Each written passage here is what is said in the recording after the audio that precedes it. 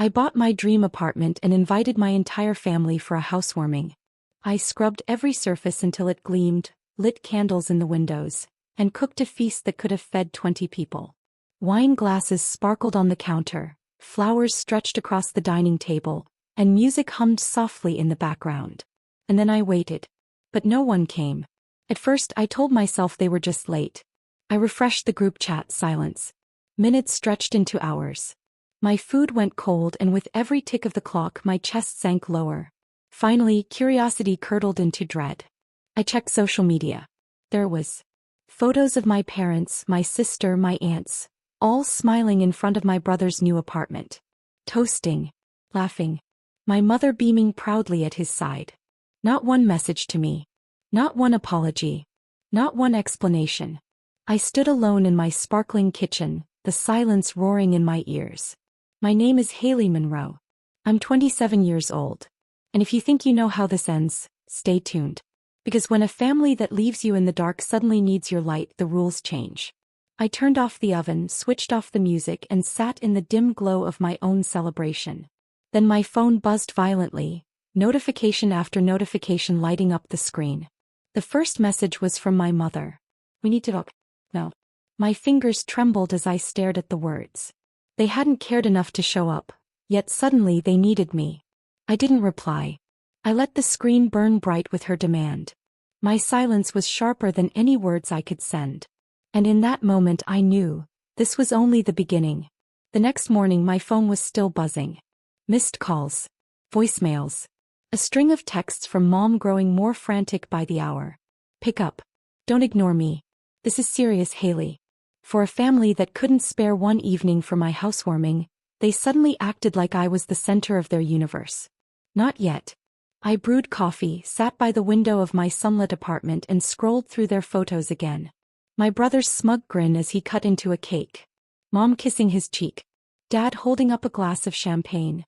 And then, the caption under my sister's post. So proud of our golden boy. Finally settled into his new place. Family over everything, red heart. Family over everything. Except me. By noon I finally played one voicemail. Mom's voice was shaky, stripped of its usual superiority. Haley, something's come up. It's complicated. We need your help. Please call me back. I almost laughed. Help? From the same woman who told me I was average? From the same parents who skipped every graduation? Another text arrived. We made a mistake last night. We should have been at your place. But there's something important we need to discuss. It's about the family finances. Call immediately. Finances. There was not guilt, not love, money. I leaned back in my chair, smirking. For the first time I realized they hadn't abandoned me out of forgetfulness. They had chosen him again. But this time I was ready to choose myself. That evening, curiosity got the better of me. I finally answered one of Mom's calls. She didn't waste time.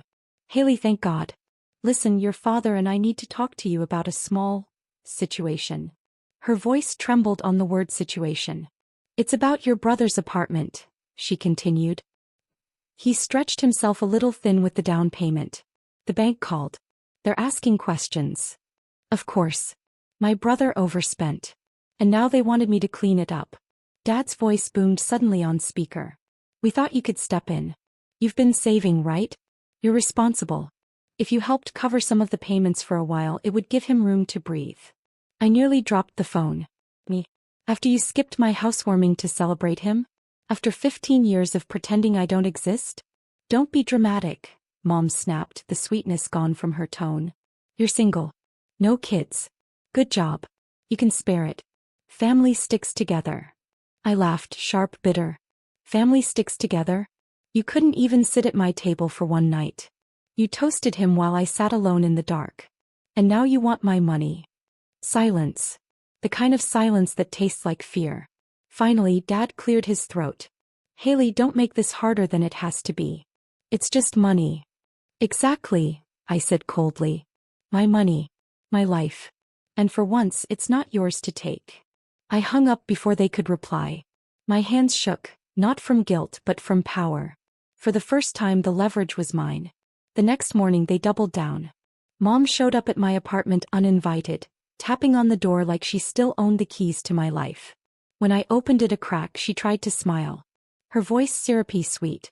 And that's where the story truly begins. Sweetheart, we didn't mean to upset you, but you don't understand how serious this is. Your brother could lose everything. I crossed my arms. He should have thought about that before signing papers he couldn't afford. Mom's smile faltered. We told him you'd help. You've always been the dependable one. Please, Haley, just a little loan. We'll pay you back. The word loan hit me like a bad joke. I thought of the birthdays they skipped, the graduations they left early, the years they told me I'd never be as special as him. And now, suddenly, my dependability was their lifeline. Funny, I said, my voice sharp. I'm dependable when you need money, but invisible when you're celebrating milestones. Behind her, Dad appeared in the hallway, his tone hard. Stop being petty. You owe this family. Something inside me snapped, not with anger but with clarity. No, Dad. You owe me. You owe me 15 years of dinners where I sat ignored. You owe me every holiday where I was too average to be noticed. And you owe me an apology that will never come. Mom's eyes glistened, but it wasn't guilt, it was fear. She knew I wasn't bending. I opened the door wider, not to welcome them in but to push them out. The bank's your problem, not mine. Good luck. I closed the door in their faces. The sound of it locking echoed like freedom. For once, I wasn't the forgotten daughter. I was the untouchable one. To be continued. The silence after shutting the door was sweet, but it didn't last. By the end of the week, the calls multiplied. Some came from relatives I hadn't heard from in years. Haley, can't you just help a little? Your brother's under stress. Don't be so cold. That word burned. Where were they when I sat alone on my housewarming night? Where were they when my milestones passed unnoticed? I didn't answer. Instead, I returned to my routine. Work, friends, quiet evenings in the apartment I had built myself. Every lamp, every painting, every piece of it mine. Still, the buzzing phone on my counter reminded me of the storm I'd left outside. Finally, one voicemail from Mom caught my attention. Her voice was shaky.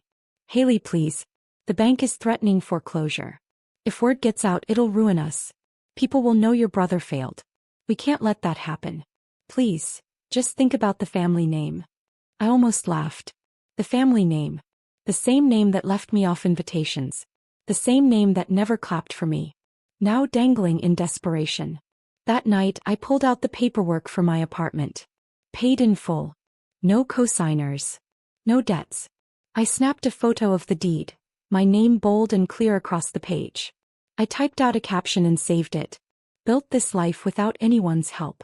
Some stories tell themselves. The power wasn't just in refusing them. It was in letting them realize slowly that I had already won. For the first time, I wanted them to watch me shine without their shadows. To be continued. Easter weekend. The drafted message sat on my phone, temptation growing with every desperate voicemail. On Saturday, my brother finally called. His voice thinner than I remembered, pride chipped away. Haley, I know we've had our differences, but you can't just sit back and watch me lose everything. You're my sister. You're supposed to help. I let the words hang before answering, calm and sharp. Did you think about me when you all skipped my housewarming? When you toasted your new place while I sat alone? Was I your sister then? Silence. That silence told me everything I needed to know. That night, I opened social media. One photo, the deed to my apartment, my name bold and clear, paired with the caption I'd written days before. Built this life alone. Some stories tell themselves. Within hours, likes and comments poured in. Friends from work cheered me on. Old classmates messaged congratulations. Even distant cousins chimed in. Some shocked, some supportive. And I knew without a doubt my family had seen it. By morning, Mom's text came through. Haley, take it down. People are asking questions. You're humiliating us. I typed back. Funny. I remember asking for the same thing when you humiliated me. The difference is I have proof and I'm not deleting it. For years they held power with silence, with favoritism, with exclusion. But now their silence was the prison and I was the one holding the key. Their shame was no longer my burden. It was theirs alone. To be continued. By the end of the month, the ripple effect had spread everywhere. At church, people whispered about how my parents forgot their own daughter's housewarming. At my brother's job, co-workers mocked him for moving into an apartment he couldn't afford without begging his sister for help. Even my golden sister's facade cracked. Friends unfollowed her, tired of the endless bragging when the truth was out. I hadn't said a word beyond that single caption. But silence, paired with proof, was louder than any speech. Then one evening, pounding shook my apartment door. Through the peephole I saw them all. Mom, Dad, my brother, my sister. I opened the door just enough to lean against the frame. Well, if it isn't the family that suddenly remembers where I live. Mom's mascara was streaked, her tone desperate. Haley, please, take it down. We can't go anywhere without people whispering. Your brother's reputation is ruined. We're drowning in humiliation. Dad's voice, usually booming, cracked. We made a mistake. We should have been there for you. But don't destroy us over one night. I let the silence stretch. The irony was thick. One night. For me it had been years of nights. Birthdays. Holidays. Milestones ignored. Finally I spoke softly. You taught me I was disposable. Now the world sees the truth. You disposed of me first. My brother tried to step forward, but I raised my hand. You don't get to rewrite this anymore. You left me alone once. Now you get to feel it too. Their eyes dropped, heavy with shame. I shut the door. To be continued. Thanksgiving came again, and for once I didn't dread it. My apartment glowed with warmth. Candles lit, friends gathered, laughter spilling out of the kitchen. The table was full. Not just with food but with people who valued me. There were no empty chairs waiting for family who never showed. As we raised our glasses I felt peace I hadn't known in years. No performance. No pressure. Just belonging. Meanwhile across town the story was different. A cousin texted me a photo from my parents' house. A sad-looking turkey burned on the edges. My brother and sister glaring at each other, my parents forcing smiles through silence. Caption read, "It's not the same without you." I didn't reply, because that was the truth. They had built their holidays, their image, their pride, on my silence and my service. And when I stopped showing up, everything they thought was solid collapsed. Later that night, as my friends left and the laughter faded, I stood by my window overlooking the city lights. My phone buzzed again, a voicemail from Mom, her voice heavy with regret. "Haley, I'm sorry. We should have been there. We lost sight of what mattered. Please call me." But I didn't. Because poetic justice isn't loud. It doesn't need shouting or vengeance. It's the raw turkey on their table. The whispers in their circle. The silence of a daughter who finally chose herself. They wanted me invisible. Instead I built a life too bright for them to dim. And for the first time I realized, I wasn't the forgotten one. I was the one who walked away.